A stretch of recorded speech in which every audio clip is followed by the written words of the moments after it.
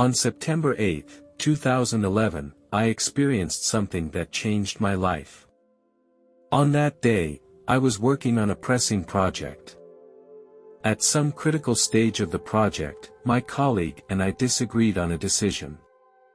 The crux of the issue was about the allocation of resources to the project, specifically, how to allocate the limited human resources. I believed that the resources should be allocated to our team. However, my colleague disagreed and insisted that the resources should be allocated to the project he was responsible for. We had a heated debate on this issue, giving each other our respective views and reasons. This disagreement gradually evolved into an argument. After work that day, my mood became very bad. I decided to go to a nearby bar in the hope of soothing my mood. It was about 10 p.m. when I decided to drive away from the bar. This was a very dangerous and unwise decision. After I drove some distance, my eyes began to become heavy. Despite the fact that I felt tired, I did not take appropriate measures. Slowly, my eyelids became heavier and heavier. My consciousness began to become blurred. Suddenly, I heard the shrill sound of a car horn. When I opened my eyes, I realized that a car was coming towards me from the opposite side. I hit the steering wheel hard to the right. My car ran off the highway. The vehicle crossed a farm field and my body swayed uncontrollably. Eventually, my vehicle hit a tall utility pole with a terrible crashing sound. My head began to ache violently and a rush of blood blurred my vision. My life was slipping away. In that moment, I tried to stay conscious, but my body became weaker and weaker. After a while, I felt myself being drawn by some invisible force that took me into the dark unknown. Then I heard someone calling my name. With great effort, I raised my head and saw a beautiful angel. This angel had very long blonde hair that fell like a golden waterfall. Her eyes were a deep blue, clear and pure, as if they could see into my soul. Her face was full of compassion and made me feel very at ease. She wore a long, white robe. Her beauty came not only from her appearance, but also from a divine aura that transcended humanity, radiating infinite light and love. Her presence warmed me. She reached out a hand and said to me, "Come on, take my hand, we don't have much time." I didn't understand what was happening, but this was not the time to question it. With her warm gaze, I took her hand without hesitation. At that very moment, I heard a soft thud. It was as if my body was free from the bonds of gravity, and a feeling of lightness and freedom filled my soul. My soul left my body as if floating in some unknown space.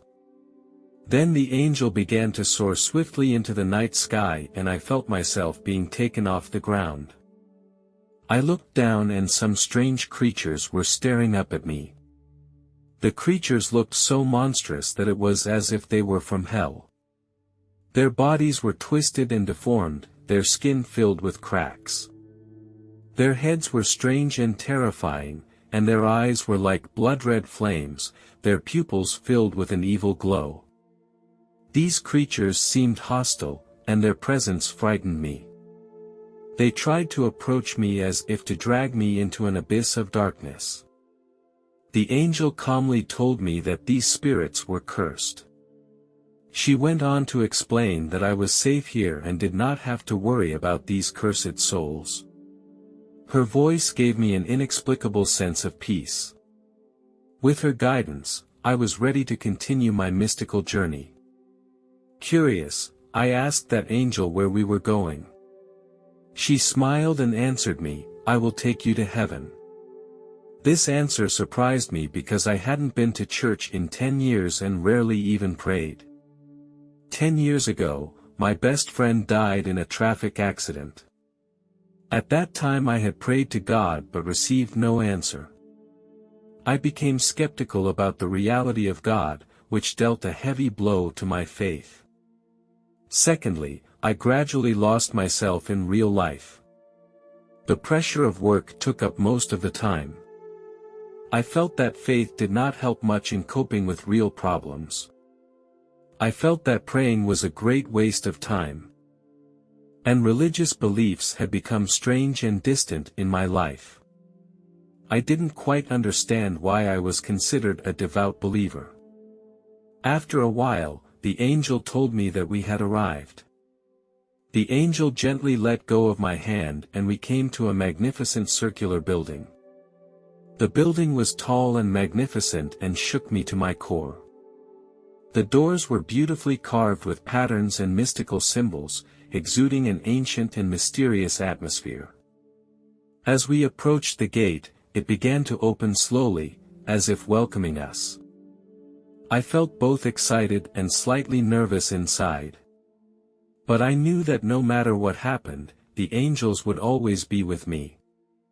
A huge building appeared before us. The building was tall and magnificent, as if it were a sacred temple.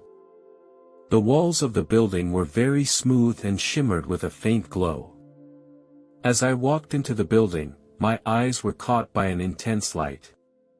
At first, the light was very harsh. I saw a huge figure sitting on a throne, and I couldn't make out his face because the light was so bright. After a while, the light gradually became softer and I was finally able to make out the man sitting on the throne. He had distinctly Jewish features. His skin looked very healthy and his hair and beard were brown. He was wearing a long, white robe. I realized that this was Jesus. He said, "Welcome, my child. All your questions will be answered in due time." This statement puzzled me. He seemed to understand my inner thoughts. He continued, "My child, you are dead now." He continued sternly, "You are drinking and then driving, and this behavior is deadly. This is not what you set out to do." I felt guilty and ashamed. I had tried to hide everything, but in this place it seemed there were no secrets to hide and everything was exposed to him. He seemed to see my confusion and he went on to say, "You are not here to be punished, your judgment day has not yet come." Then why am I here? Jesus sighed in disappointment and seemed to regret my attitude. "You are here," he said softly, "to reflect on what you have done in the past." No sooner had he said this than I saw the scene from the car accident that occurred and the images kept coming back to me. My car had crashed into another car that held a couple and their daughter. The force of the impact totaled their car and they were tragically killed on impact. The little girl ended up quadriplegic. After watching this scene, I cried out loud, "Why did you make me see this?" I felt like my insides were in agony like knives. Jesus responded, "Show you this so you can be a better version of yourself." I didn't know what was going to happen next or what this place really meant to me. I felt frustrated and self-condemned. I was a complete wreck. I began to question my existence and worth. Jesus reached out and gently patted me on the shoulder. He said, "Don't beat yourself up too much, my child. You were not brought here to be plunged into self-doubt and confusion, but to make you realize something important. Everyone has a past, everyone has made mistakes. But the past shouldn't define your future. You still have a chance to change and become a better version of yourself."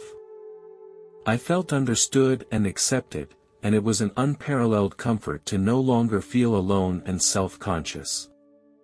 In my next conversation with Jesus, his words seemed to contain a warning. Jesus reminded me that mankind is destined to destroy mankind. You have done so countless times and will do so again. Jesus then showed me a series of amazing images, each one a part of human history. I saw ancient mankind killing each other on a battlefield. The battlefield was covered with sand and smoke, and the warriors were armed with all kinds of cold weapons. It was a brutal war, with people fighting for territory and power. The soldiers' armor was covered with blood and mud. The battlefield was filled with the smell of death. Soldiers struggled in the chaos, fighting to the last ounce of their strength for survival and victory. The scene was chilling and made me deeply feel the cruelty and ruthlessness of war. Time and again, wars in human history have brought great suffering and destruction. Then the scene jumped to the time of the Industrial Revolution, when warriors used rifles to shoot each other on the battlefield. The soldiers are wearing uniforms. It was a modernized war, and the scale and destruction of the war was even greater. I see hatred in the eyes of the warriors as they fight for their country. War during the Industrial Revolution was full of struggle and pain, and this scene touched me deeply. The scene jumped again, taking me back to the end of World War II, and I saw the horrific sight of a nuclear bomb being dropped. A huge atomic bomb exploded overhead, creating a huge mushroom cloud, complete with a devastating fireball and intense radiation. This explosion instantly destroys the city of Hiroshima, and the city is reduced to rubble. The scene jumped again and I saw an even more horrific future war. The scale and lethality of this war was horrific. Millions of people were killed in this conflict and many cities were completely destroyed. First, a huge nuclear bomb exploded in Europe. Countless people were killed in the explosion. It was a devastating disaster that caused immeasurable damage to human society. Then, another nuclear bomb exploded in South America, spreading a fiery fireball in all directions. The entire continent was gripped by war and people faced unimaginable suffering. The missiles appeared to have been launched from Asia. My heart was filled with pain and doubt, so I posed the question to Jesus, since you knew this would happen in the future, couldn't you do something about it? However, my question seemed to offend Jesus and his smile disappeared and was replaced by a surge of anger. He replied, "Why should we stop it? Most people have banished us from their lives. Most have lost their faith. Why should we save your race again?" I was shocked and puzzled. Jesus explained that my Father had wanted to destroy the human race, but in the end gave you a chance. Jesus reminded me that when I returned I should tell those who would listen that if they did not heed the advice then they would face destruction. Again, Jesus emphasized, "Now, I must return to the real world and deliver this important message." I gently nodded my head in agreement. Jesus' eyes were full of encouragement and trust. He touched my shoulder and a wave of warmth and strength infused me. After our conversation was over, Jesus began to disappear in front of me. After a while, I felt myself begin to move downward, as if I were landing on an unseen path. This process was accompanied by a strong vibration. As the vibrations intensified, I gradually returned to the real world. The process was like crossing the border of time and space. After I reconnected with my body, I heard someone tapping on my car window. I looked up at the car window and realized it was a doctor. The paramedic rushed to me and said, "Don't worry, we're here to save you." They lifted me into the ambulance and then quickly transported me to the hospital. In the hospital, I underwent a series of tests. One of them was to test my blood alcohol level. I silently thanked God because the test results showed that my alcohol level was 0. It was many years later that I was brave enough to write this article because I felt scared and uneasy. Many people would not believe what I was saying, and even I myself sometimes wondered if my experience was real. I share this story here, not to garner sympathy, but to convey a message. I know that Jesus is coming.